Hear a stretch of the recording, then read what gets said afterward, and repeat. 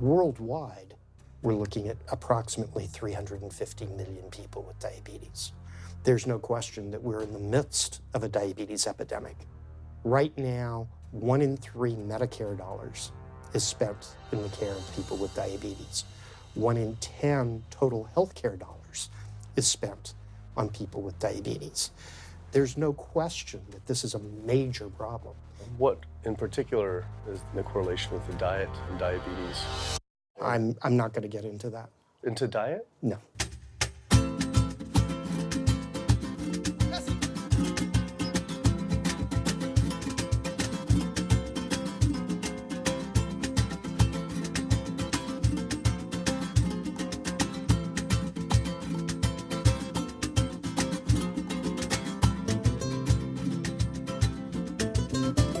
My name's Kip. I'm a filmmaker from San Francisco and I have a confession to make. I'm a recovering hypochondriac. Like so many of us, I have a family history of diabetes, heart disease, and cancer. My dad had his first heart bypass at 49, his second at age 50. My grandpa died young from diabetes complications, and both my other grandpa and grandma died of cancer. I was always paranoid that I would also get one of these diseases. Like any good hypochondriac, WebMD Symptoms Checker was essentially my browser's homepage. Even in my teens, I took Metamucil every day and a daily aspirin. I read all the latest self-diagnosis books. I ate every multivitamin I could get my hands on, and I was obsessed with bodily functions. I followed all the large health organizations' recommendations for preventing disease. I exercise regularly, don't smoke, don't drink soda, get enough sleep, reduce stress, and grew up eating what I thought was a healthy diet. Until World Health Organization this morning has classified processed meat such as bacon and sausage as carcinogenic, directly involved in causing cancer in humans. Processed meat is clearly linked to an increase in cancer. Hot dogs or bacon could be just as dangerous as smoking cigarettes. the World Health Organization had looked at over 800 studies from 10 different countries, finding a direct link to consuming processed meat and cancer. Just one serving of deli meats daily increases your risks of colorectal cancer by 18%. I had no idea that what we ate affected cancer rates, but I never felt like I had eaten a lot of processed meats until I realized that processed meat includes hot dogs, bacon, sausage, salami, ham, pepperoni, cold cuts, and deli slices, basically everything I grew up eating. The World Health Organization classifies processed meat as a Group 1 carcinogen, the same group as cigarettes, asbestos, and plutonium, and classifies red meat as a Group 2 carcinogen. Was this like I had essentially been smoking my entire childhood? If processed meats are labeled the same as cigarettes, how is it even legal for kids to be eating this way? I thought this was new information, but many of these studies have been around for 50 years. I couldn't believe I'd been eating processed meats virtually my entire life and was just now finding out how dangerous they are.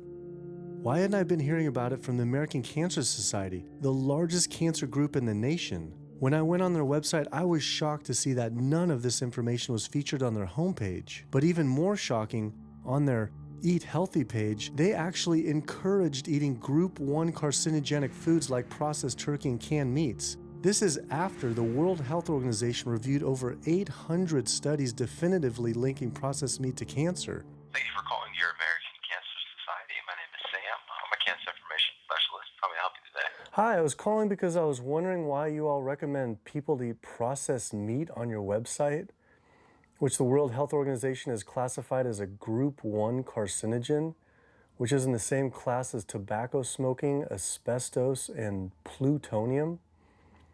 This would be like a lung association having a how to roll your own cigarette section on their website.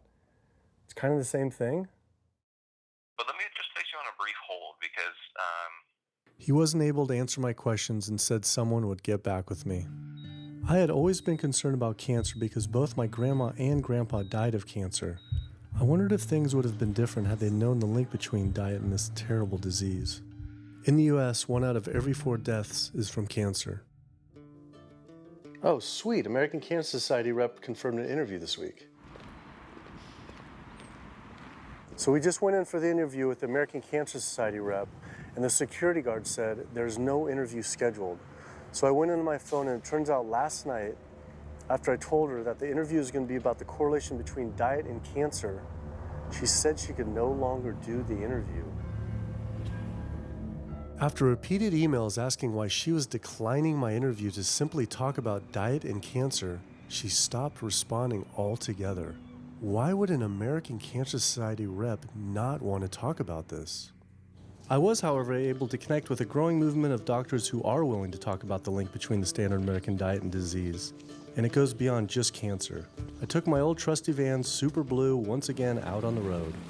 2/3 of adults are now overweight or obese, and we have an epidemic cascade of debilitating disease that's overcoming the country. There's no way we can sustain the current style of care with the epidemic that we're creating with our diet and lifestyle choices. The diabetes, the arthritis, the heart disease, the dementia, the obesity, the cancers are affecting about 70% of deaths. All the data is that those 70% of deaths and morbidity are largely lifestyle related and preventable. Most kids by age 10 in the U.S. already have fatty streaks in their arteries, the first stage of atherosclerosis leading to heart attacks, strokes. Here in American medicine, we operate from the disease model. We are in the business of treating sick people. We are not in the business of trying to prevent people from becoming sick. When you look at chronic disease risk, all the things that we walk around worrying about, actually dietary choices trump smoking when it comes to those risks. If I could deliver one message to the researchers who are looking for the cause of diabetes and the cause of clogged arteries and the cause of high blood pressure and the cause of obesity, I would tell them the answer's in 3 words. It's the food. It's what Americans are eating. Today, with 2/3 of Americans being overweight, clearly there's a food issue. In the next 25 years, 1 out of every 3 Americans will have diabetes. My name's Michael Abdallah. I'm from Atlanta, Georgia, and unfortunately I was diagnosed about 10 years ago with diabetes, and 8 years ago I had 2 stents put in.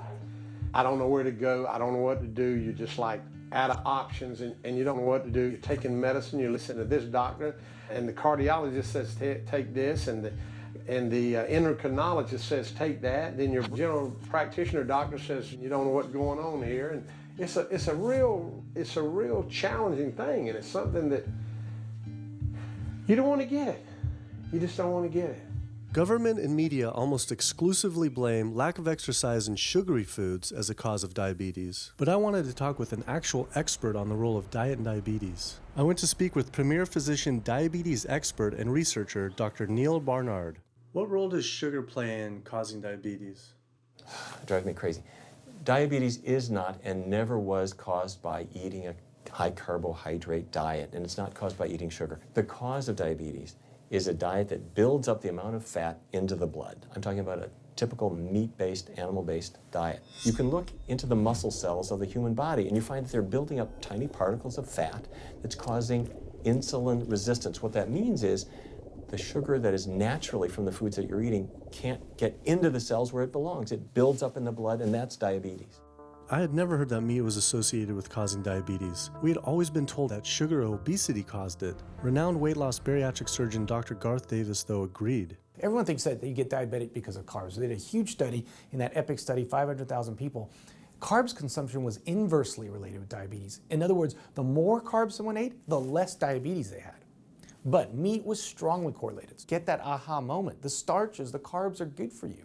They're not bad for you. This idea that carbs make you fat is utterly ridiculous. Carbs cannot make you fat in and of themselves. We have storage in our muscles and in our liver for carbs called glycogen. So when we eat carbs, we either store it or we burn it. Now, eat fat, that goes straight to your fat. Your body can't turn those carbs into fat unless you're really overdoing the calories. Obesity, it's a death sentence. You are at much higher risk of getting cancer. You're almost certainly going to get diabetes. I mean, no one wants to fat shame, and we all want everybody to be comfortable with our bodies, but this movement to be comfortable with our bodies has made us comfortable with being sick, and that's a huge problem. I go into the hospital and I look around me, people on dialysis, all these sick people, and just about every disease in there is because of what people are eating. Here's the thing. If I eat a sugary cookie, The sugar lures you in like the Trojan horse, but waiting inside that cookie is a huge load of butter or shortening, and that's what fattens you up. And that's the part that leads to the diabetes. It's the fatty foods, not really so much the sugar. It's not that sugar is good for you. There's no nutrients in it. It's excess calories. But when you eat sugar, you don't get inflammation right away. When you eat sugar, you're not getting plaques forming in your vessels. When you're eating sugar, your body's going to store most of it as glycogen or burn it as calories. And so this focus on sugar has taken all the focus off meat, dairy, eggs, pork, turkey, chicken. People need to understand, if their child gets diabetes, you've just taken 19 years off their lifespan. We're talking life and death. I realized there was so much more about diet and disease that I hadn't ever learned. It felt as if this information had been practically withheld. Processed meat causes cancer.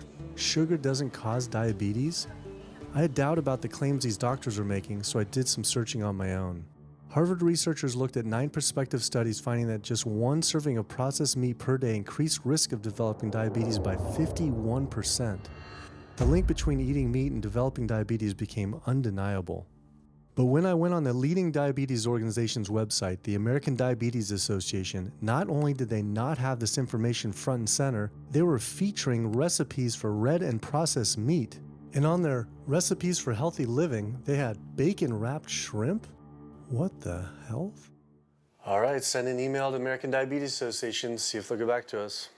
As destructive as diabetes is, it pales in comparison to heart disease. Over 17 million people die every year from cardiovascular disease. It is the leading cause of death around the world. Nearly 1 out of every 3 people will die from this disease. The amount of people who die from cardiovascular disease is the equivalent of 4 jumbo jets crashing every single hour, every single day, every single year. My name is Amy Resnick, and I'm from Swampscott, Massachusetts, a little bit north of Boston. And I recently went to my doctor for asthma because I had a very hard time breathing. And while there, she did some blood work, and one of the tests was C-reactive protein, and on a scale there was a scale of 1 to 3, 1 being low for cardiac event, 3 being high for cardiac event, and my number was 10.82. What does that mean? That means I am on the road for a heart attack, and she said probably within the next 30 days. 30 days? 30 days, if I'm going the way I was going. I take this for my heart arrhythmia, take this for pain, oxycodone for pain, and lorazepam for stress, cyclobenzaprine for a muscle relaxer, also take Topamax and Prozac, and I also use a CPAP machine to help me breathe, and my asthma has been so bad this past year, I use it during the day as well to get some air. I am tired when I wake up. I'm tired during the day. I take a nap. I'm still tired. I can't breathe. And I know I need to make a change for my health, or else I'm not going to be here for my family. When we speak of heart disease, I would say the role of alcohol is pretty small. The role of sugar is very small too. Smoking is big, but the good news is that most people have quit or never did smoke. The problem with animal-based diet, its contribution to heart disease is huge and it is pervasive. All this expensive imaging, procedures, bypasses, medication, none of which has one solitary single thing to do with the causation of the illness. So you die of a completely benign foodborne illness that never had its causation treated. When we eat these kind of dead meat bacteria toxins, within minutes, you get this burst of inflammation within your system such that you basically paralyze your arteries. You get this stiffening of the arteries, their inability to relax normally in half. So it's not like decades down the road eating unhealthy, there'll be some damage. No, we're talking damage right then and there within minutes of it going into our mouth. Many people are given the diagnosis of Alzheimer's disease when it's not true Alzheimer's at all. The vast majority of people suffer dementia due to their tiny blood vessels in their brain clogging up up and their nerve cells being shortchanged of oxygenated blood. And guess where that blood vessel dementia comes from? Those little tiny arteries are clogging up from that steady stream of fat, cholesterol, etc. It's really quite clear from the standpoint of cancer and the standpoint of cardiovascular disease that animal protein plays an enormous role. Is chicken better? It's a question of whether you want to be shot or hung. The flesh food that I would eliminate from the American diet would be poultry, would be turkey and chicken. A brilliant advertising campaign has convinced people that, oh, it's white meat, it's healthier. The leading source of sodium in the American diet for adult is chicken. It can be labeled all natural chicken, but be injected with the salt water, having up to 800 milligrams of sodium. Heterocyclic amines are clear-cut carcinogens, and they can form in any kind of meat as it's heated, as it's cooked. But by far the biggest source is chicken. We sent researchers into fast food and family restaurants. Not only were there carcinogens in every single restaurant, but we found them in every single chicken sample that we took. If somebody brings their family in and they're buying a bucket of chicken, nobody tells them that there are carcinogens. If you're selling carcinogens to people, you've got to warn them that they're in there. But the American Cancer Society encourages people to switch from red and processed meat to chicken. Why would the American Cancer Society tell people to switch from eating one carcinogenic food to another when a Harvard University study showed that men with prostate cancer who eat large amounts of chicken increased their risk of the disease progressing 4 times? The number one dietary source in America of cholesterol is chicken because of the volume of chicken. You know, chicken's become grilled chicken and organic chicken. It's machismo, but it has nearly as much cholesterol per gram as red beef. So just on sheer volume, it's the number one source. Yeah, eggs being close behind. I'd never really thought about eggs much. I just thought of them as a standard part of a healthy diet. But then I found a study suggesting that eating just 1 egg a day can be as bad as smoking 5 cigarettes per day for life expectancy. The yolk of a hen's egg is the most concentrated glom of saturated fat and cholesterol. It is made to run a baby chicken for 21 days with no outside energy. It is pure fat and cholesterol.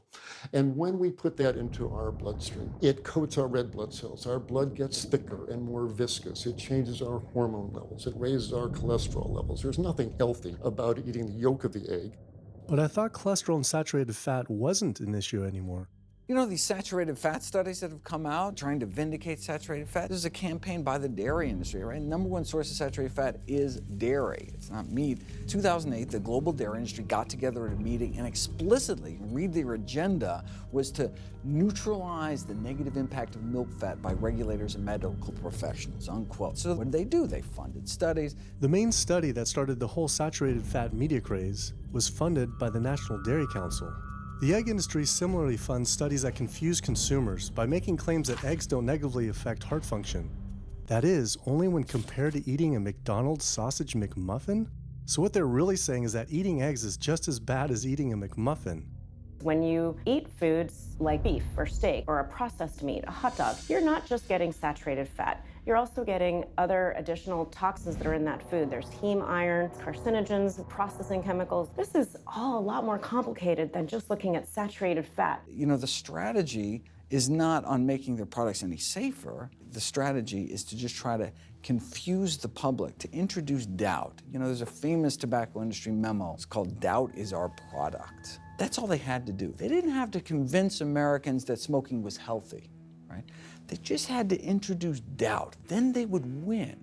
If there's just enough controversy, people kind of throw up their hands, I don't know what to eat. Confusion is their game. I really don't think people thought what they ate led to heart disease. They think, oh, it's genetic, my parents had it. And I don't think people really think that what they ate led to diabetes. I think, oh, my parents had it, I was gonna get it. And certainly cancer, they don't think that way. People have bad lifestyles that they've inherited environmentally. They've been exposed to a certain way of eating and living that they've carried on into their adulthood, passed on to their children. That is why they go on to develop the same diseases that their parents and grandparents may have had before them. But it is not inevitable. Even if you have a genetic predisposition, doesn't mean it's going to necessarily manifest. And what determines whether it manifests or not may be those epigenetic variables, the things that you can control, the environmental factors, the dietary factors, the lifestyle factors. So we can actually change the expression of genes, tumor-suppressing genes, tumor-activating genes, by what we eat, what we put into our body. So, you know, even if you've been dealt a bad genetic deck, you can still reshuffle it with diet. I had always thought that I would develop heart disease at a young age because both my dad and grandpa had heart attacks. I was taught that they were genetic, but their heart attacks probably had less to do with genes and more to do with their diets high in meat. That's why when I went on the American Heart Association's Heart Healthy Recipes page, I could not believe they had an entire section on beef recipes. This was just like the American Cancer Society encouraging eating Group 1 carcinogens on their site. Meatloaf, pork loin, steak on your recipe list? Are you kidding me? It's like this menu is trying to give people heart attacks. At your website, we noticed Heart Healthy Recipes, and we were kind of bewildered by why there's a bunch of recipes on, a whole section on beef recipes, and there's also a section on egg recipes when there's such a strong link between beef, red meat, and heart disease. I honestly don't know because I don't do that, I guess. That's not what I do. Another organization rep that wasn't able to answer my questions, but he said that he'd have someone get in touch shortly. I was, however, able to talk to the president of the American College of Cardiology, Dr. Kim Williams. So the American College of Cardiology is a 47,000 member and growing organization with a dedicated mission to reduce heart disease and to improve patients' lives. And if you look at the incidence of hypertension and diabetes and mortality in men, they actually get reduced as you go higher and higher in terms of how much you restrict animal products. What about fish? So fish is a little different. You've got the 4 worries, which is PCBs, mercury, saturated fat, and cholesterol. And the cholesterol is all over the place. You can hit tuna in water, that'll be almost less than a glass of milk, to salmon or tilapia, which is higher than a pork chop. If you look objectively at fish, what you find is they've become essentially mercury sponges. And that's why in many parts of the country they warn you, don't have more than so many of these fish a week because it's getting too much mercury can kill you. Fish are eaten by bigger fish, who are eaten by bigger fish, and these pesticides and herbicides bioaccumulate in the fish flesh. And these big fish, including the salmon, which people think is the healthiest fish, truth is the amount of pesticides and herbicides in the flesh of these fish are shocking, and they have estrogenic and cancer-promoting properties in them. They'll say, well, but don't sardines have less concentration of toxic waste product than other ones?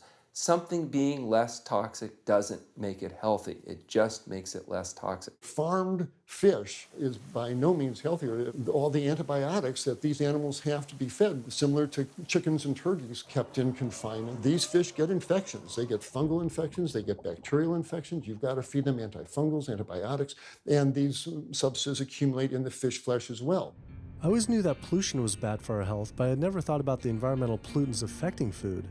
Dioxins, being the most toxic man-made chemicals known to science, cause all sorts of things. They cause endometriosis, they cause cancers, they cause endocrine disruption problems. Most of your exposure, 93% of it, comes from eating meat and dairy products because it climbs up in the food chain so effectively. So you can get exposed to living near these incinerators and breathing it, but it'll take you 14 years to breathe in as much dioxin as a cow will ingest by eating the grass in one day. And that dioxin will accumulate in its fat, which includes the milk and the meat, and anyone eating meat or dairy products is going to get that dose of dioxin, so it climbs up the food chain every step. Men have no way in their bodies to get rid of dioxins, but women have 2 ways. They're both involving having a baby.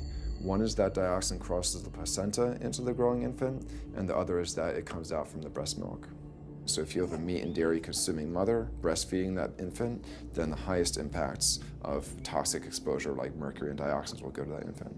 Pregnant women are told, oh, certain types of fish should be avoided. But what about all these other animal products which are introducing, imagine as the fetus is developing, introducing these very harmful toxins which create reproductive abnormalities, developmental problems, and hormonal issues right as the child is developing, the most critical stage of development. It does make you worry when people say, don't you want to have a little bit of milk because you're pregnant? Don't you want to have some fish because you're pregnant? Who do you think is going to get the chemicals that are in that? All these environmental toxins and toxins from the feed that they're being fed accumulate in their tissues and are released into the mother and unfortunately to the child when you eat these products when you're pregnant. So this includes antibiotics, hormones, steroids in animal feed. Commercial animals are largely fed GMO corn and soy, which are very laden in pesticides. PCBs have been banned since the 70s, but they persist in the environment. Dioxins, all of these compounds can create hormonal, reproductive, developmental damage as well. Eating organic beef, poultry, pork, or fish will not help you avoid contaminants like mercury, like dioxins, like strontium-90, because they fall out over all sorts of farm fields and water bodies, and they don't skip over the organic fields. And so really the contaminants are coming in regardless of how these animals are raised. I had always been concerned about the possible health impacts of GMOs, but then found out that most of the world's GMO crops are actually consumed by livestock, with dairy cows consuming the most per animal. This fact, with everything I'd learned about bioaccumulation, made dairy terrifying, especially considering how much cheese I ate in my life. Cheese is an amazing product when you think about it. It's probably one of the single best foods at compromising health that you're going to actually feed to people. Think about it. You've got an animal product, so you've got all the issues of biological concentration. You have a highly processed food product, and not only does it have naturally a lot of saturated fat, but you put a lot of salt into it. There's a strong link between dairy foods and autoimmune diseases, and so that can show itself up as excessive production of mucus and exacerbation of asthma in kids who are prone to that, and even adults. And also there's an association between dairy foods and multiple sclerosis and type 1 diabetes, which is an autoimmune disease, and other rheumatologic problems. Cow's milk is baby calf growth fluid. That's what the stuff is. There's absolutely no child or human on earth who actually needs the milk of a cow any more than they need the milk of a giraffe or a mouse. Most people in the world are lactose intolerant. I mean, that's the normal state of affairs. Why would your body create this enzyme to digest lactose after weaning, after infancy? It doesn't make any sense. 73% of African Americans are lactose intolerant, 95% of Asians, roughly 70% of Native Americans and about 53% of Hispanic Americans are lactose intolerant. Our government is encouraging Americans of color to eat foods that it knows is going to make them ill. Ultimately, what that boils down to is the government is telling me as an African American to eat food that's going to make me ill for no health benefit so that it will benefit dairy farmers. And that's a form of institutionalized racism. Yeah, milk is a risky food for human consumption. As a pediatrician, I see on a daily basis children suffering from conditions that are linked or associated to dairy consumption, such as eczema, acne, constipation, acid reflux, iron deficiency, anemia. Cow's milk protein is the most allergenic food. People say, well, no, I want hormone-free, not injected with bovine growth hormone. But milk is this hormonal fluid, so it's just packed with sex hormones and natural sex steroid hormones like estrogen, progesterone. In fact, doesn't matter if it's conventional milk, doesn't matter if it's organic milk. Milk without hormones, that's an oxymoron. Organic dairy has just as much saturated fat and cholesterol and galactose and all the things that you don't want as conventional dairy. Dairy products in general have a lot of other products associated with it, not the least of which is pus. I mean, they actually have laws limiting how much pus you can actually have in a milk and still sell it. I believe it's like 750,000 pus cells per cc. Because, I mean, you wouldn't want too much pus and it would be like pure pus. People might object. In fact, you could think of cheese as kind of coagulated cow pus, if you would.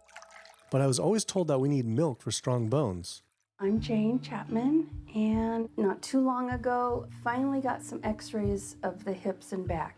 Severe bilateral osteoarthritis of the hips.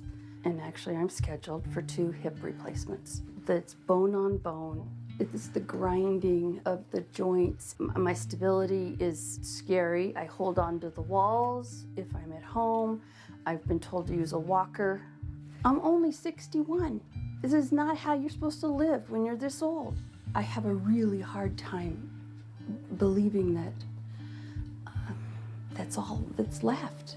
Researchers have studied bone development in kids and whether they get stress fractures and that kind of thing. And the kids who drink the most milk have 0 protection. Milk does not build strong bones. Harvard researchers have looked at a large group of older women. Over an 18-year period, the milk drinkers had 0 protection from fractures. So this old notion that somehow milk is going to build strong bones or protect your bones later in life, it's a myth. People that drink milk have higher rates of hip fractures, have more cancer, and live shorter lives. It turns out that countries with the highest dairy consumption also have the highest rates of osteoporosis, so clearly drinking more milk doesn't protect your bones. Doing more research, I found that dairy was linked to many different types of cancer as well. Just like many of us, I thought that the majority of cancer was due to genes, but only 5 to 10% of cancer is actually genetic. Any cancer is caused by a DNA mutation, but that's not enough. So that can cause that first cancer cell, but one cancer cell never killed anyone. 2 cancer cells never killed anyone. But 1 billion cancer cells, now we're running into problems. So we need to reduce the growth factors in our body, like IGF-1. Insulin-like growth factor 1 is this cancer-promoting growth hormone involved in every stage of cancer cell growth and spread and metastases.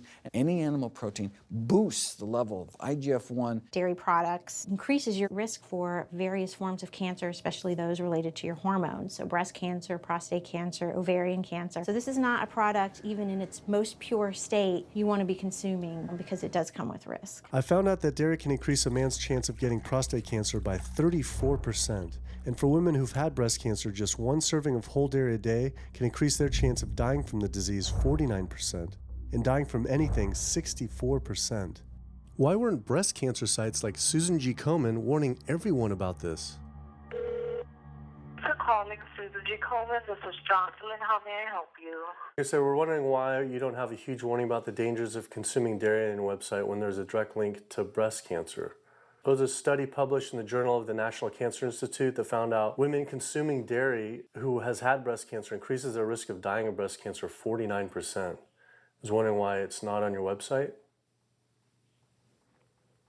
We cannot answer these types of questions. Once again, another health organization rep saying someone else would have to answer my question. Rather than risk being stood up again, I went straight to the local Susan G. Komen chapter to see if they would answer my questions.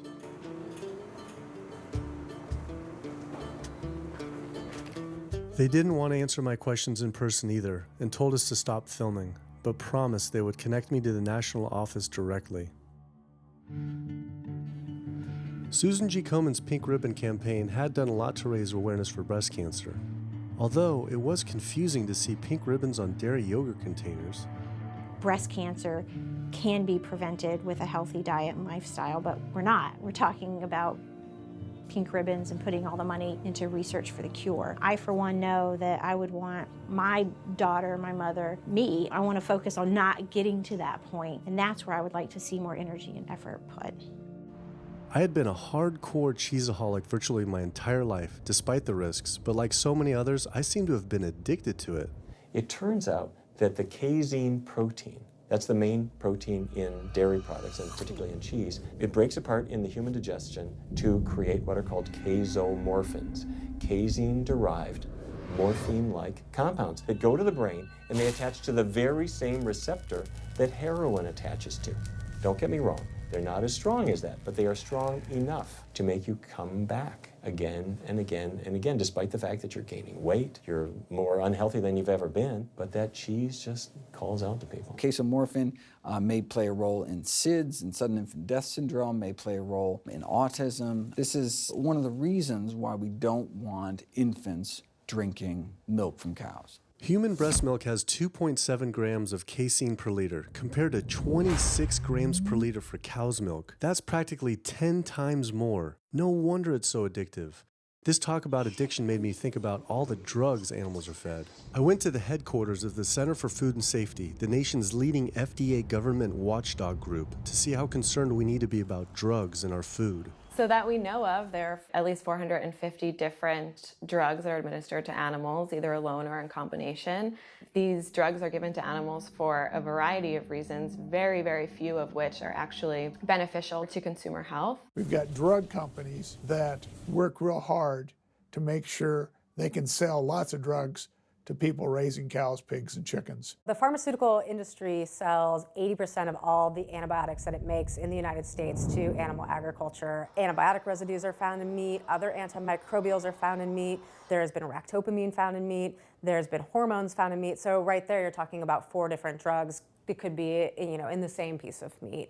The pharmaceutical company is supposed to show the safety of animal drugs. They're not really testing to see what the impacts of these drugs are on humans. They're really looking to see what the impacts of these drugs are on animals. When we try to get information on some of the health studies and the environmental studies, from federal agencies, we get back page after page of blacked out information because the company claimed confidential business information. Consumers have no idea what is in the products that they consume. So how sick something makes me and how bad it pollutes the environment is a secret for a company. In the animal agriculture industry, as in the tobacco industry, these companies really have a vested interest in making sure that the public doesn't have information about their effects and what risks are really posed to consuming them. Have this system where animals are living in their own waste, they're living next to animals that are sick or even dead, and they're stuck in cages with these animals, that bacteria tends to spread, so that the pathogens that are being created in these filthy conditions are breeding resistance to antibiotics, and the public are becoming exposed to those. We already have people dying from salmonella and other things that you eat. We're having about 3,000 people die every year in the United States. That's more than the number of people that were killed in 9/11 in the Twin Towers in New York. If we had some terrorist organization killing 3,000 people a year, we would be all over it. The antibiotic-resistant bacteria deaths that we have, on top of that, you get 20,000 people dying a year. That's 7 9/11s every year. Can you imagine if that many people were being killed by some terrorist group in the United States every year? We would find them. You know, the World Health Organization has said we're nearing a post-antibiotic era in medicine. You'll be at risk in minor surgeries to have a fatal infection. You'll be at risk going to the dentist if you have a tooth extracted. Or it'll be like Civil War medicine. You get an infection in your leg and you cut your leg off. So you have this very dangerous situation. By crowding these animals in, they become a perfect engine for generating a new flu virus that can come out into the community. If you lived near a swine spray field, not even the CAFO, but the waste disposal field, you were 3 times more likely to have a MRSA infection. You can't see how it impacts the average person's life in Duplin County, North Carolina, and not be a little upset about it. From an environmental standpoint, from a community standpoint, from all other aspects, North Carolina, we're in a state of emergency. We've already had bouts of swine flu, or H1N1 as they prefer to refer to it. That particular swine flu incident was originated on a farm here in North Carolina. There's approximately the same number of hogs in North Carolina as there are people. Between 8 to 10 times the amount of feces is produced by a hog, an adult hog, as compared to an adult human. 10 million pigs in North Carolina produce the waste equal to 100 million humans. This is the equivalent of the entire U.S. eastern seaboard flushing their toilets into North Carolina. But there's no waste treatment. The pigs' waste falls through slats in the floors of the sheds they are forced to live in. It is then pumped into giant waste pits, which leach into rivers and streams, and is pumped out unfiltered onto fields, further polluting the environment and neighboring health. When you go back and you look at where these hog facilities are located, there's a disproportionate number of them that are located near communities of color, low-income communities. It is definitely a human rights issue. My sister, she have asthma, and you know, her brother, he have asthma. He's 3, and we don't know what she might have. I have asthma, I have sinus, I have sarcoidosis, that's the bacteria, and I have a pacemaker, which is 6 sinus syndrome. But you know, mostly everybody in this neighborhood got asthma or either cancer. My neighbor there died from cancer probably just last year. My nephew down the street, he's got cancer. He's in terminal cancer, stage 4. He's not a smoker, not a drinker. And it's not in his lungs. It's in his lymph nodes. But see, if you live here and saw the way they do, you wouldn't eat no pork. Well, I don't eat bacon because I know where it comes from. When they die, they go into a box and they decompose because they swell especially from the heat. A truck come and pick them up, take them to the processing plant in Rose Hill, brown them up into feed, and feed it back to the hogs. If I come out this door, if he's spraying there, it's gonna come in my face. It hit you right in the face. It smells like something that you have never smelled before. It smells worse than a dead body. It's the family graveyard. I have my grandmother out there, my sisters, my brothers. When we go to the funeral, he used to spray. During the funeral? During the funeral, yes, during the funeral. Yeah, he spray. And when the people come, everybody be closing their nose up, saying how it stink. They can want to have a cookout on Sunday, he'll spray. Do you think he does it on purpose? I think so, because he just sprays Sunday. He always sprays Sunday. And in most of these area, hog houses and turkey house is in the black area or the Hispanic area. It's either or. Do you think it's also a civil rights issue? Yes, yes, I do. Yes, I do.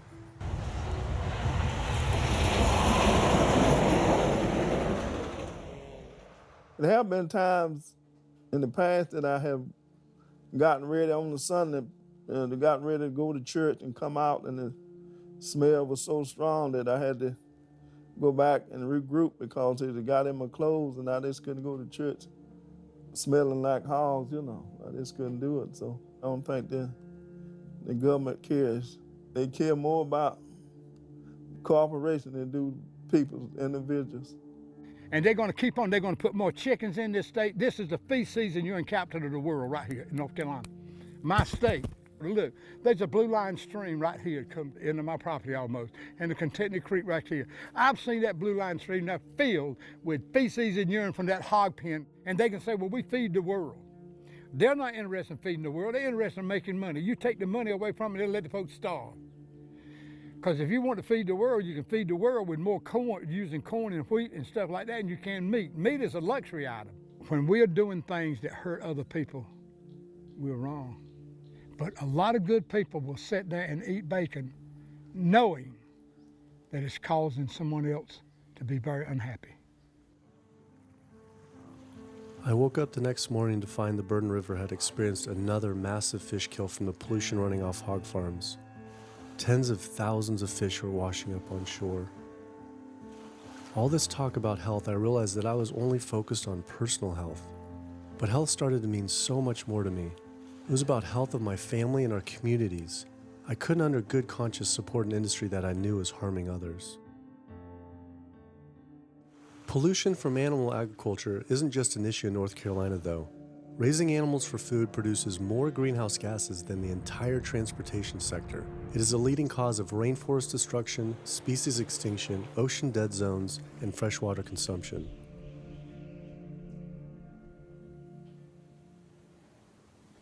American Diabetes Association actually finally got back and they agreed to an interview. Preparing for their American Diabetes Association interview, I took a look at their diabetes diet and meal plan recommendations, and they were loaded with foods associated with causing diabetes. How could they expect people not to get diabetes if this was the food they were recommending? And then, I saw multiple peer-reviewed studies published on the National Institute of Health website showing that a low-fat, plant-based diet was more than twice as powerful at controlling and even reversing diabetes than the ADA recommended diet that included meat and dairy. Well, the mission of the American Diabetes Association is to identify a prevention and a cure for diabetes, but in the meantime, to improve the lives of all people who are affected by diabetes. And what's the best way to prevent this? For type 2 diabetes, it's unclear. We can't prevent type 2 diabetes in everybody.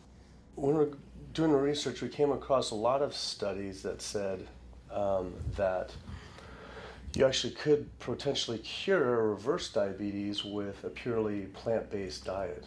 I don't believe there's sufficient evidence to demonstrate that.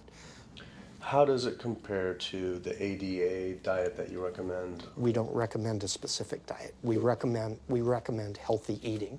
The one that's on the website. We recommend healthy eating. Do you have a whole list of exact day-to-day, the meal plan, the whole meal plan? All they are selections of foods to consider. We do not have a diabetes diet. But with that selections, that you consider that plan compared to a plant-based plan? No one's done that study. We found actually some studies, that a 74-week study found that low-fat vegan diet versus the ADA plan in type 2. I think we're done here. I'm not gonna get into an argument about. Oh no, I was just wondering the studies of if this is true or if it shows that. Any diet works. Any diet works if people follow it.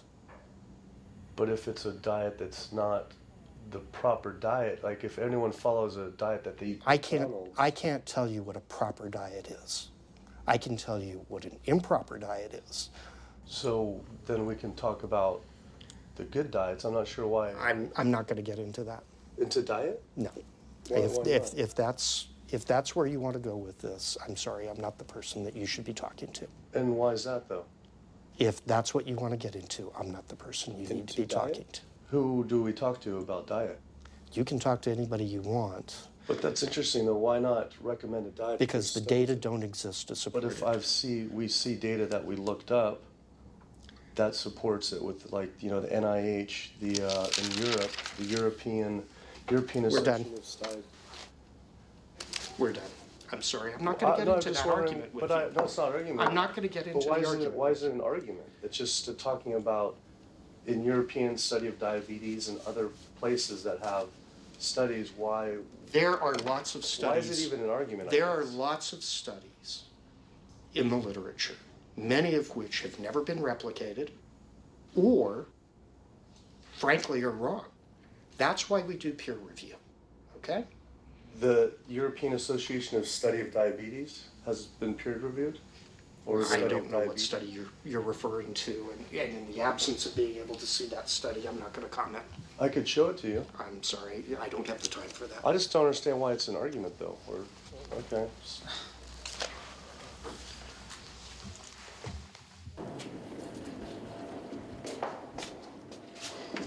That was interesting. What he wanted to talk about was people living longer with diabetes. But once you mention eliminating diabetes or prevention, oh, whoa, now you cross the line. Prevention and cure, whoa, let's not go there. Not only did Dr. Ratner, the chief medical officer of the American Diabetes Association, not want to talk about diet, but the fact that he had such an emotional reaction to my question made it feel I was digging into something that he didn't want uncovered. I had always thought there was no prevention for type 1 diabetes, but then I did research and came across countless studies referencing the link between exposure to dairy at a young age and type 1 diabetes.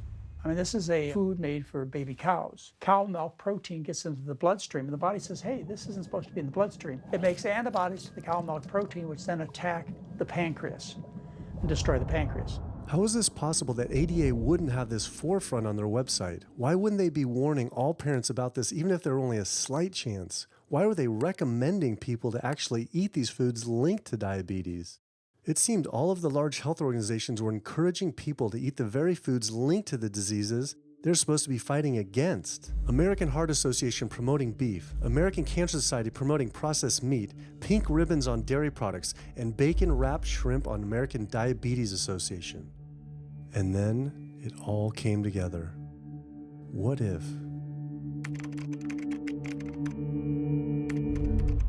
And there it was. The American Diabetes Association was taking money from Dannon, one of the world's largest dairy yogurt producers, Kraft Foods, makers of Velveeta processed cheese, Oscar Mayer processed meats, Lunchables processed kids meals, and Bumblebee Foods, makers of processed canned meats.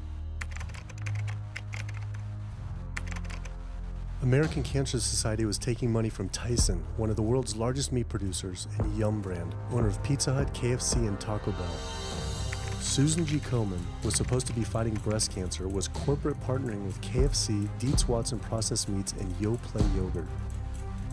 And the American Heart Association was probably the most disturbing of all, taking hundreds of thousands of dollars from the beef industry, poultry, and dairy producers, and millions from fast food and processed food manufacturers.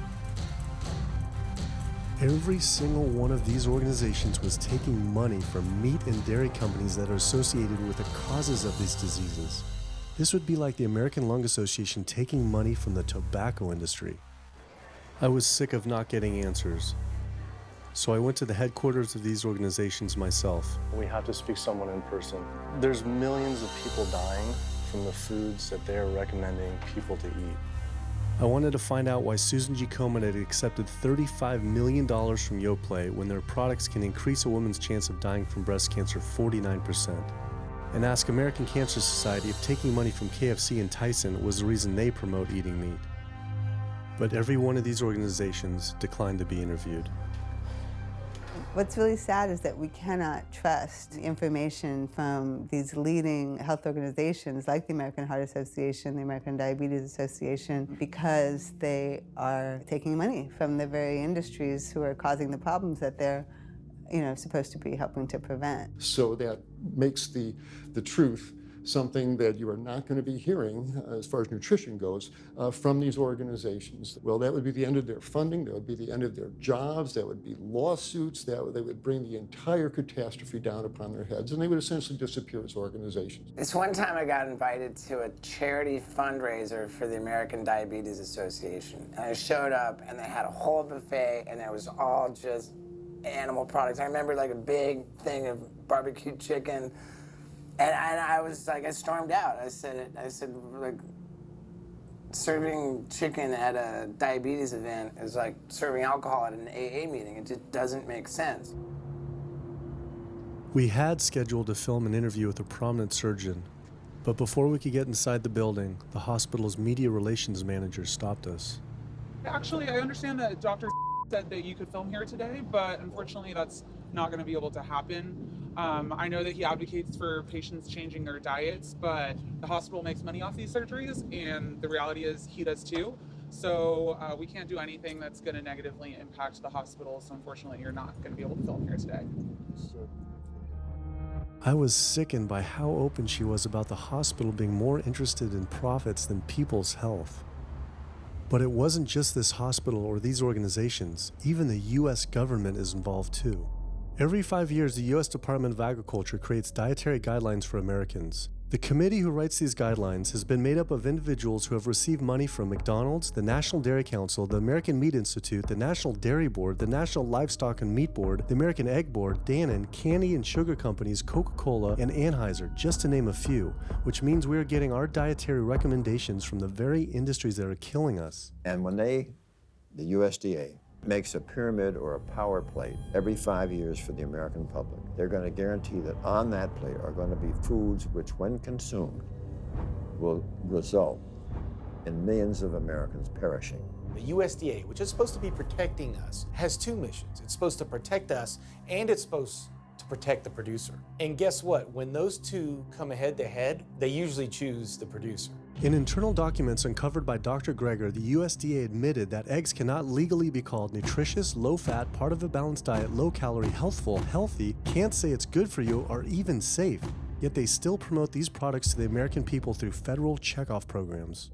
If you ask somebody if they've heard of the checkoff program, the odds are they haven't, although daily they are seeing the messaging that these programs produce. So checkoff programs are responsible for the messages that we see on TV, on the internet, on bus billboards and magazines that say things like, milk, it does a body good, or milk life, beef, it's what's for dinner, pork, be inspired, the incredible edible egg. The dairy checkoff program gave $12 million to Domino's to just market cheese-heavy products. And this is the USDA, this is the government. If you've seen those ads for the Pizza Hut pizza, the stuffed crust, or a pound of cheese, those are all government advertising schemes for the industry.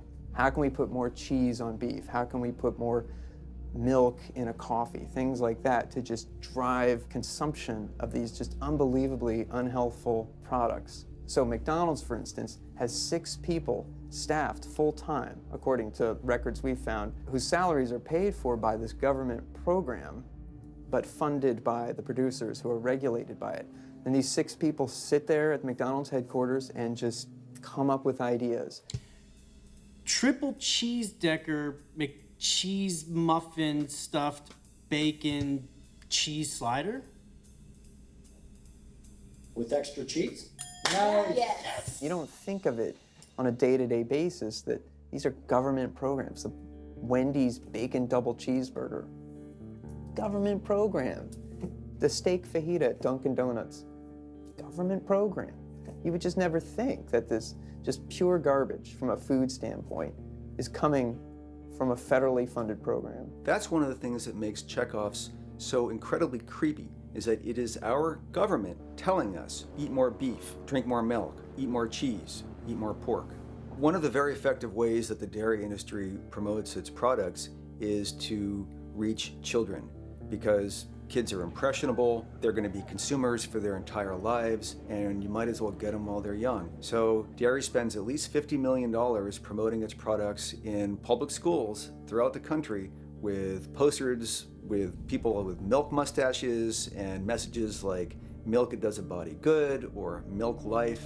Targeting young people, right? The tobacco industry had to keep replacing their customers who are dying with new customers. The meat industry knows they have to target young people. That's why we have these foods in schools and marketing messages at a younger and younger age for kids to get hooked on all the wrong kinds of foods. So there's all kinds of parallels. School districts where processed meats are all over the place. Maybe it's going to be bacon on the menu, sausage, hot dogs, or a pepperoni pizza. Any of those things are processed meats, and those are pretty much the worst of the worst with a direct link to colon cancer. And yet you have every day in the schools meal items with processed meats. If the Surgeon General puts warning labels on tobacco because of their cancer risk, why aren't the same warning labels on meat?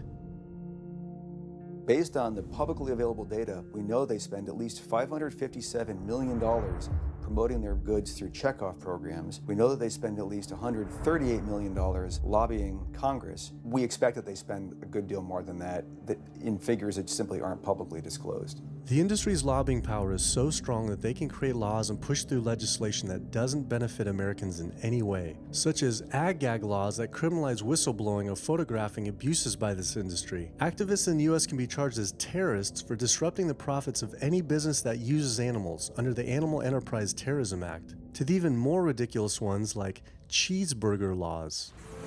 A cheeseburger law is a law that says a plaintiff cannot recover against a manufacturer, distributor, or retailer on the theory that the food made the plaintiff obese or caused an obesity-related disease. Cheeseburger laws are a direct response to a problem that the tobacco industry has had. Big Tobacco has paid $400 billion to state Medicaid programs. Cheeseburger laws proponents say, we don't want to see the same kind of thing happen to the meat and dairy industries. The fact that these laws are based on a model template called the Common Sense Consumption Act is actually ironic, because what they're saying is, you, the consumer, should have the common sense to know that our food is bad for you. I've often typified the meat industry to people who maybe don't understand its power and reach, as it's got all the money of big tobacco and big pharma, and it has the personality of the National Rifle Association. So any little thing that comes up, man, they beat it to death.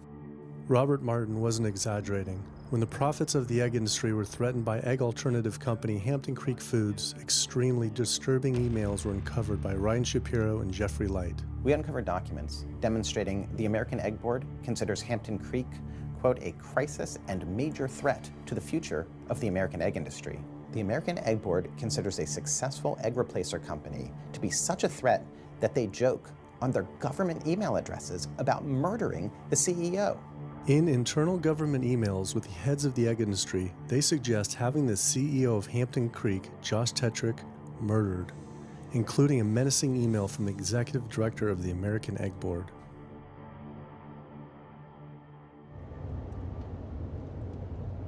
The meat producers don't have to pay for the heart disease or the environmental destruction or any of the other externalities, as economists call them, that their products cause. You know, then there's the whole pharmaceutical aspect of it, and the fact that there's a very strong pharmaceutical industry and lobby that has a huge stake in preserving the status quo. And these chronic diseases, these are the cash cows of the pharmaceutical industry. You have a $5 billion stent industry. Do they ever want to see that go away? We've got a $35 billion statin drug industry. Do they ever want to see that go away? I'm talking about the pharmaceutical industry effectively controls what doctors are told. Most research isn't put into prevention, it's put into the medication that we might use for that particular disease.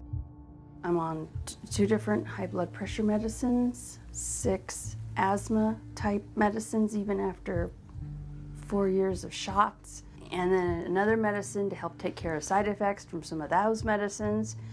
I'm on high-level antidepressants, a couple of different pain meds for my back and hips. I'm taking about 16 drugs, not counting the insulin in the morning. I take insulin morning, insulin night, 32 to 34 units of insulin. Lantus to be exact. Some of these meds are for diabetes. This is for peeing. I have to use this for my prostate, and then I have to use this for the heart, and I have to use this for blood pressure. And it's just on and on and on and on.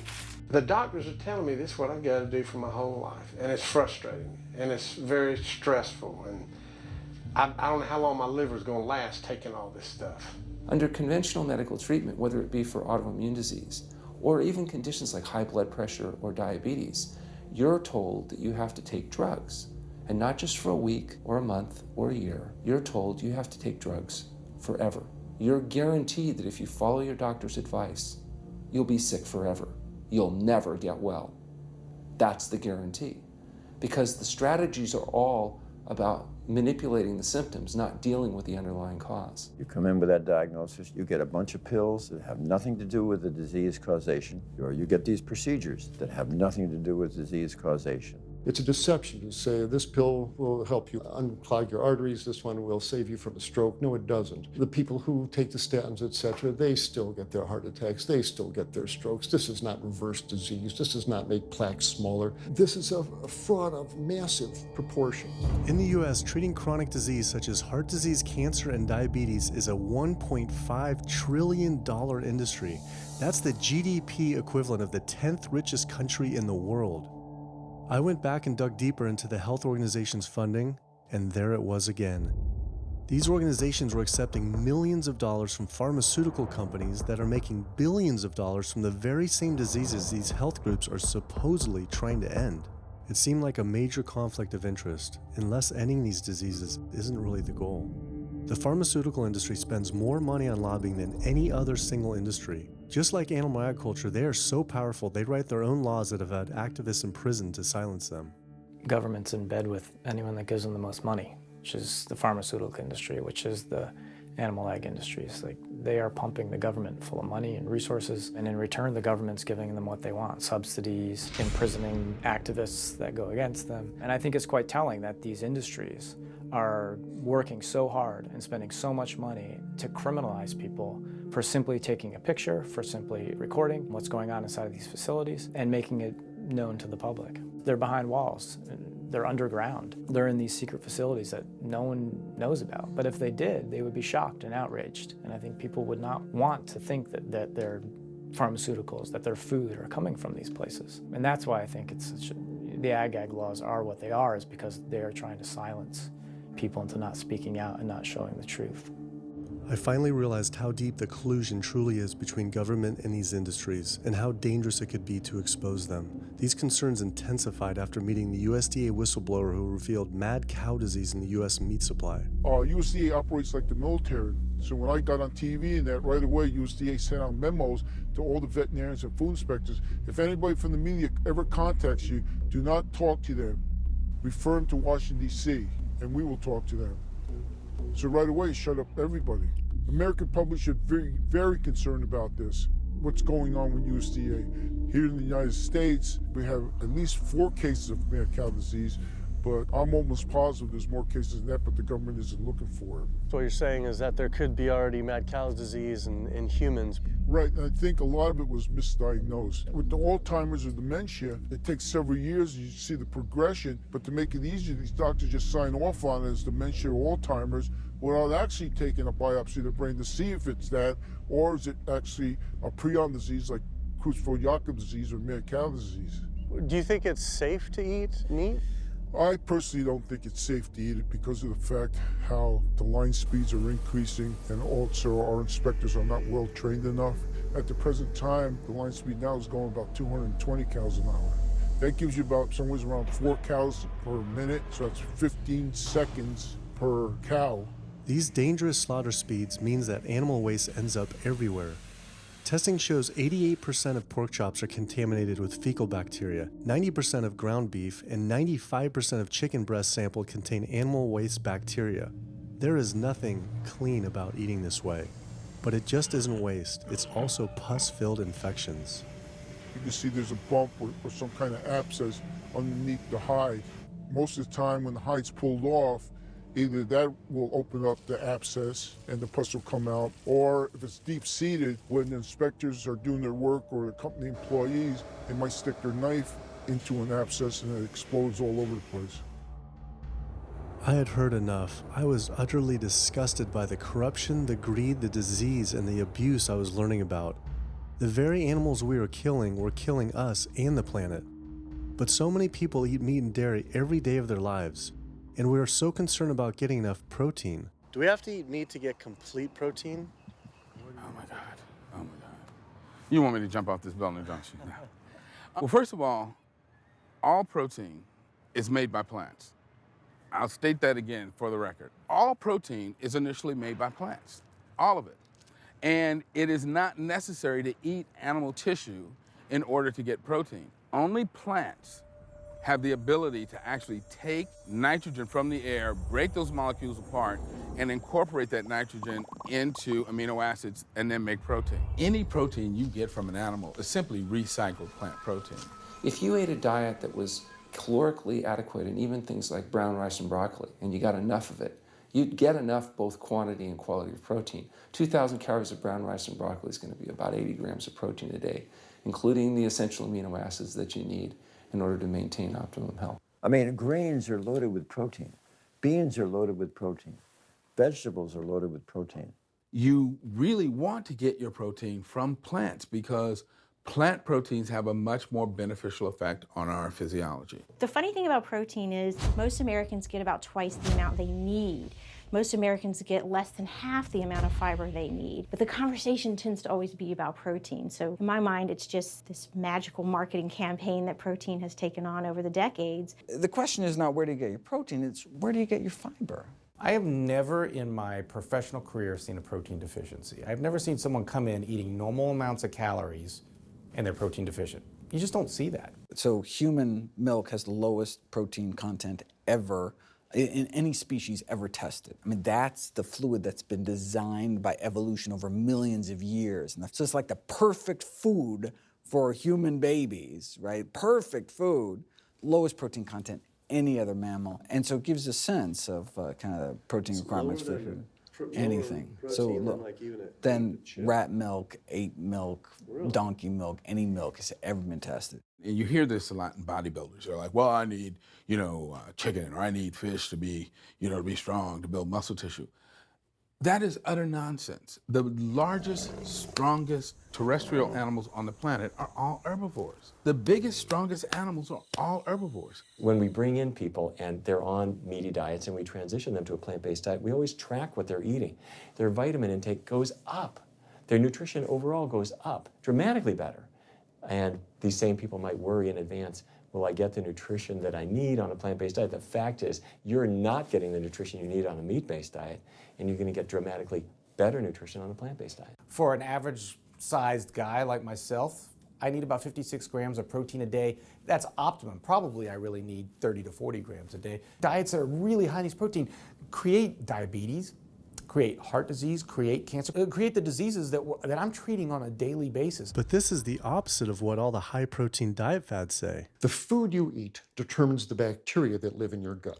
While you eat animal flesh every day, you are summoning up bacteria that eat carnitine. And those bacteria will turn that carnitine into a molecule called trimethylamine. Your liver then turns that into trimethylamine oxide. That's a molecule from hell. That molecule drives cholesterol into the artery walls. And the people who are consuming this flesh-based diet are contributing to plaque building up. They may lose weight on this diet, and that's good. But what's happening inside your arteries, paleo friends? What's happening is that plaque is building up, and these are the folks who drop dead at the gym at 39. Boy, he was lean and he looked really good.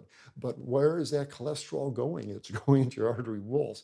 So I believe these paleo folks are setting themselves up for an epidemic of clogged arteries, colon cancers, autoimmune diseases. This is not a healthy diet. We are not carnivorous apes. Humans' closest living relatives are chimps, who get 97% of their calories from plants and the remaining 3% mostly from insects. Comparing the anatomy of true omnivores like bears, who eat both meat and plants, to frugivores like primates, who eat almost exclusively plants, the differences are pretty clear. Frugivore teeth have flat molars for chewing plants, where omnivore teeth are serrated for stabbing and tearing flesh. Frugivore jaws can move forward and back and side to side. Omnivore jaws cannot. Omnivores have much stronger stomach acid for digesting meat compared to less acidic stomach acid of frugivores. The intestines of frugivores is 9 times their body length compared to 3 times for omnivores. This is because meat will putrefy in the gut unless it is moved through quickly. If humans were indeed true omnivores, we would need to change our physiology and appearance quite a lot. But we fit every requirement of a frugivore. We may behave like omnivores, but anatomically, we're frugivores. Human beings, unlike bears and raccoons, and to some extent dogs, don't have that mixed anatomy and physiology that you see in the true omnivores, and thus we are not true omnivores. In humans, the canines have become really small and rounded and actually function like accessory incisors. They're utterly useless for ripping and tearing anything other than an envelope. So the idea that the mere presence of the canine somehow means that we're supposed to eat meat is silly. He was right. I always thought my canines were for meat, but what kind of animal could I actually kill and eat raw with these tiny teeth? The thought alone was disgusting. I mean, everybody loves a smoothie made with fruit and even some vegetables, but if you think about putting a fish or a piece of beef in a blender and grinding it up, the thought is absolutely repulsive. All these diseases I had learned about were from eating a diet our body wasn't designed for. What would happen if we started eating a diet our body actually was designed for? The data is crystal clear that you can stop and reverse heart disease with plant-based diets, scientifically shown. I've seen it in my own patients. People who adopt low-fat plant-based diets can actually reverse their heart disease, and that literally means watching the plaque start to go away, something they didn't think could happen. My experience with patients is, and those studies show, that when people adopt a fully plant-based diet, their cholesterol levels plummet within a few days. And if you do blood tests in a couple of weeks, you'll see dramatic improvements. Yes, your numbers are going to look great within a week or two. Your cholesterol can come crashing down. In fact, if you're on medications, your doctor may have to pull off your blood pressure medication so your blood pressure don't drop too low because it can work too good. Like that, the side effect is not having to take drugs. In a groundbreaking study published by Dr. Esselstyn following patients suffering from cardiovascular disease, 99.4% were able to avoid major cardiac events by going plant-based. Because it's not just heart disease. It's hypertension, it's diabetes, it's strokes, it's heart attacks, it's several of the autoimmune diseases, lupus, asthma, GERD, osteoporosis. I mean, there's a multitude of diseases, even rheumatoid arthritis. It can be so dramatic. When you see these poor souls with just absolute crippled with rheumatoid arthritis go plant-based, then they come off their medication. I wanted to follow up with Jane Chapman, who had been suffering from severe osteoarthritis, and I could not believe what I saw after only a few weeks of fasting and changing her diet. So it's so amazing to see like this only a few weeks later. I know. From going from the walker, needing wheelchair assistance at the airport, to strolling down the street, enjoying the fresh air, the sunshine. 2 weeks. It's all it took, 2 weeks to get off all the meds and start to feel the inflammation just kind of drain out of the body, where the movement was much easier. Just a lot of healing occurred very, very rapidly just by doing the right things for your body. When you're treating diseases with drugs, you know, there's one drug you take for cholesterol, a different class of drugs you take for high blood pressure, different class of drugs you take for diabetes. But with diet, a plant-based diet affects all these diseases, one diet to kind of rule them all. The impacts of eating this way go far beyond ourselves. By getting rid of heart disease alone, we would save up to $48 trillion in the USA, 3 times the US GDP. Conditions like high blood pressure, you don't have to take the drugs the rest of your life and be sick forever.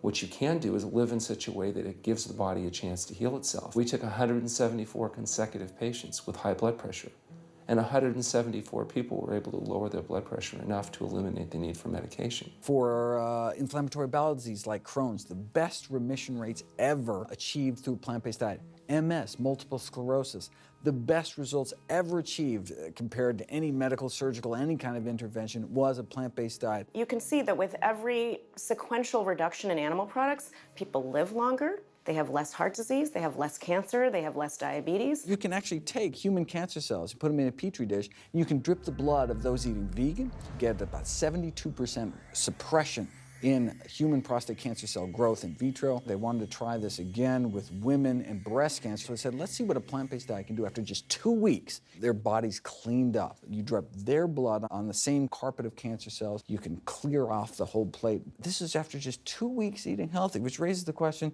what kind of blood do we want in our bodies? My background is in industrial and systems engineering, and that was my career path for a long time until I got thyroid cancer, and everything changed from there. I decided that I wanted to try alternative methods and treatments rather than have surgery and have my thyroid removed, which meant I'd be on medication forever, and I didn't want that. I just started reading how a plant-based diet can heal the body, and it has worked for so many people. So I immediately just switched to a completely whole food plant-based diet. After a year, the cancer was completely gone, and my thyroid had shrunk to normal size, and I was completely free of that. This was tough to believe. Couldn't this all just be from eating healthier though, like no sugar? Turns out Dr. Walter Kempner from Duke University back in the 1940s was reversing some of our worst killer diseases with diet alone. And the diet he was using was not only strictly plant-based, but it was made up of white rice, fruit, and table sugar. And he was reversing diabetes, he was reversing malignant hypertension, reversing heart disease, the diabetic complications, reversing diabetic blindness. So these people basically had death sentences, went to him, and were given basically sugar, this horrible diet, but it was strictly plant-based. If this information had been around since the 1940s, why don't all doctors know this? We're not taught about the power of food in medical school. No one is taught that the changes that we make with our diet are probably the single most powerful thing we can do to determine our destiny. It trumps our genetics. Why isn't your doctor telling this? Odds are your doctor never learned any of this. In fact, there was even a bill introduced just mandating physicians get 7 hours nutrition training every couple years, just to kind of stay on top of it. And who came out against that? The California Medical Association. Even the family physicians, the surgeons, all the mainstream medical groups came out opposed. It's 7 hours. That's a lot, even if it's over 1 4-year period. So they're not just kind of neutral, but they're actually actively opposing nutrition education. Ironically, when patients come to doctors with questions, they assume that the doctor knows something about nutrition, and so it's kind of a double whammy that doctors haven't been taught much about nutrition. Why don't we hear about this from dietitians when nutrition is their entire specialty? Turns out the American Nutrition and Dietetics Association puts out nutrition fact sheets written by the industries themselves. The industries pay $20,000 per fact sheet and explicitly take part in writing them. So you can learn about eggs from the egg industry, and you can learn about lamb from the lamb industry. This would be like learning about the benefits of smoking from the tobacco industry. When people are eating meat, I think of it as a bit like smoking. It's sort of Russian roulette. You may not get diabetes, but your chances of getting diabetes, about 1 in 3. You may not get cancer, but your chances, if you're a man, about 1 in 2. A woman, 1 in 3. Your chances of gaining weight, 2 out of 3. It's not all diet, but most of it is. The best thing that you can do to make sure that you empty all those bullets out of the chamber and you're not taking risks with your health is to get the animal products out of your diet and eat healthy foods. I came to True North to help me with my asthma and to lose a little weight, and it's amazing. Just in 2 weeks of changing my diet, don't have to take any asthma medication, no antidepressants, no pain medication, no heart medication, nothing, no medications at all. And it's just incredible. I was taking Oxy and Advil, and I was taking 800 milligrams of Motrin 3 times a day just to get through the day because I was in so much pain. And now, nothing. Wow. Nothing at all. 2 weeks. 2 weeks, So 14 days. All that medication, you're completely off. Completely off everything. It's just been so frustrating to me because I went to so many different doctors for help, and I tried so many different medications to help me with my asthma, and nothing helped, and I was stuck on the couch for the last 10 months, unable to breathe. And now in 2 weeks' time, 14 days, I'm off my medication, and I can breathe, and I feel good, and I can walk. My life has changed, and it only took 2 weeks of a whole plant-based diet. That's incredible. Yeah. That is incredible. It really is. That's amazing. It really is. I feel so blessed and so good and just so happy to be doing this, and I'm hoping that I can be a role model for other people and not be pushy about it, because everyone's going to do it in their own time. But thank God my time is now. So.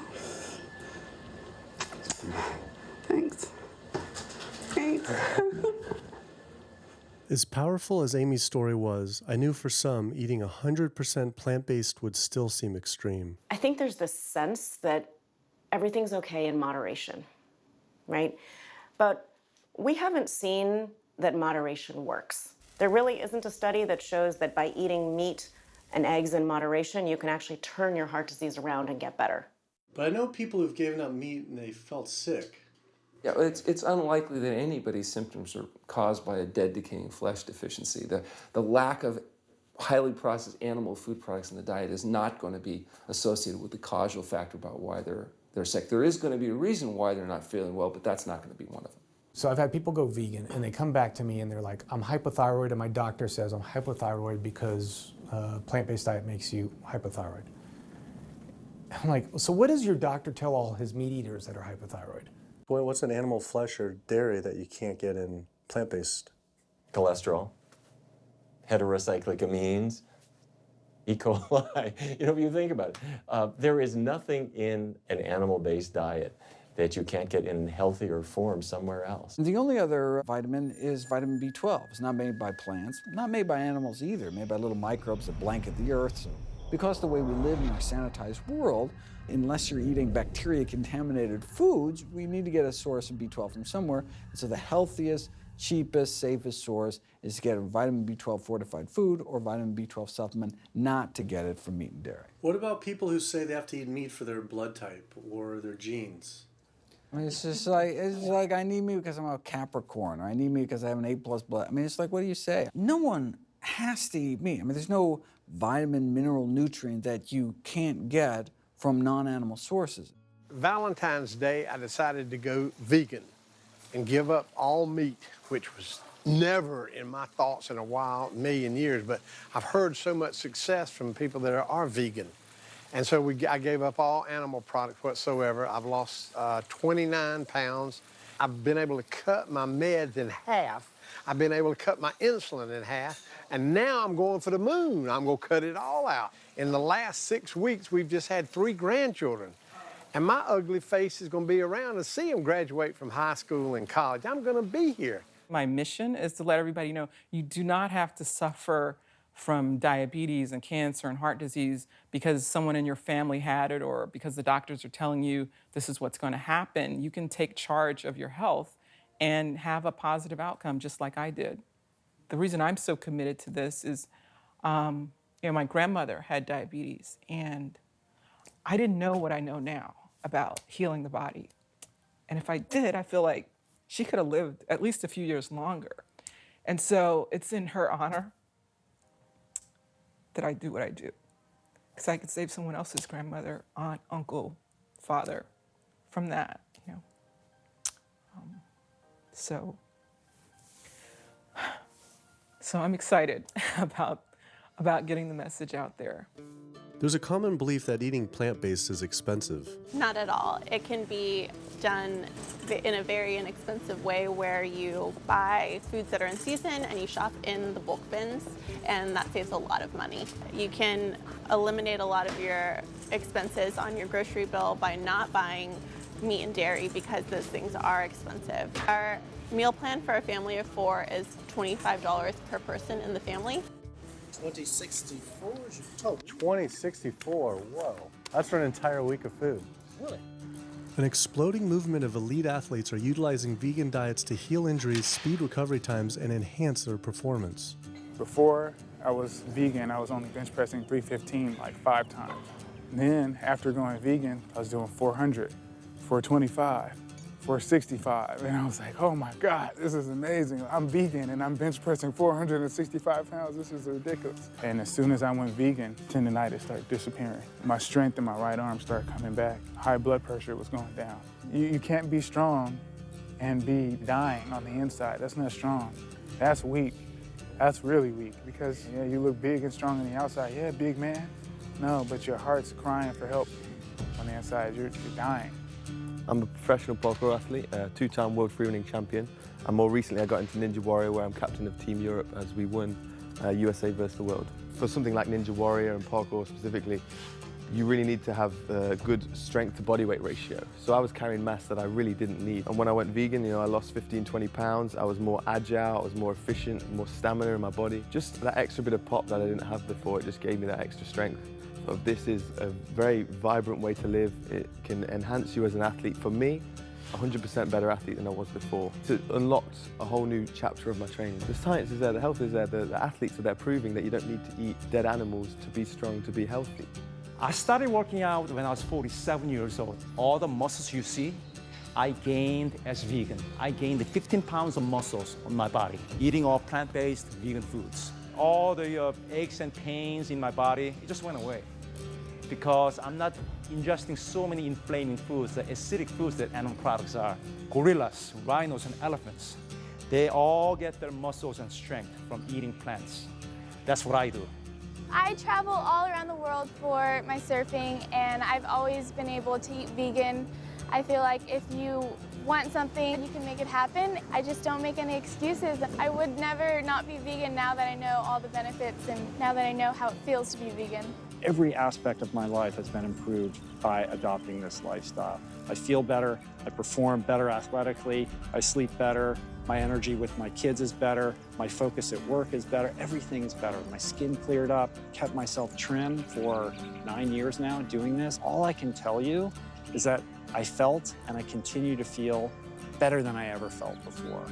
My friend Jason Lester and I were the first people to do this challenge called Epic 5, which entailed doing 5 Ironmans on 5 Hawaiian islands in under a week. An Ironman is a 2.4-mile swim followed by a 112-mile bike and then running a marathon, 26.2 miles after that. So we did 5 of those in a row on 5 different islands in a little under a week.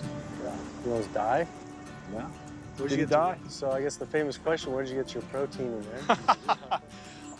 From plants. Like so many people, I was looking for excuses not to change my diet. But once I finally did, I felt liberated. Within days, I could feel the blood running through my veins with a new vitality. Within weeks, I felt a transformation throughout my entire body and mind. Not only could I survive on a purely plant-based vegan diet, I could thrive. I felt amazing. I competed in my first marathon in 6 years, training half the amount and beat my personal record by 23 minutes. Less than a month later, I did my first full Ironman. Although I could possibly get away with eating a little bit of meat and dairy without ill effects to my personal health, I could no longer willingly support an industry I knew was causing so much suffering to communities, families, and all life on the planet. A whole new world opened up. I felt whole again, connected to a greater sense of what true health is, and where true health doesn't end with me, but begins with us.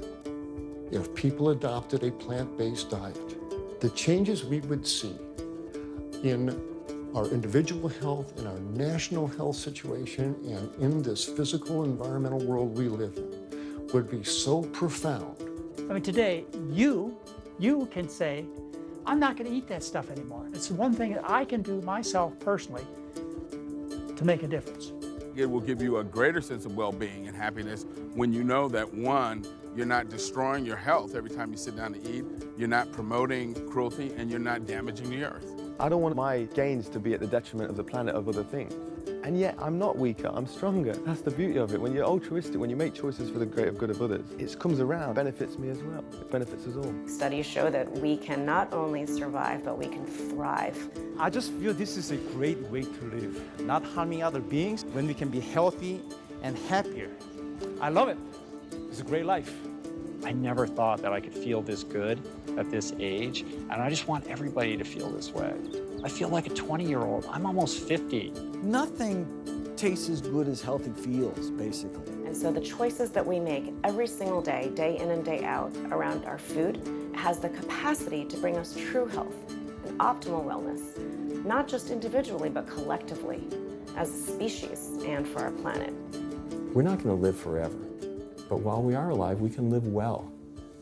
And for me as a doctor, that's what I want to see. Where there's a will, there is a way. And I believe that.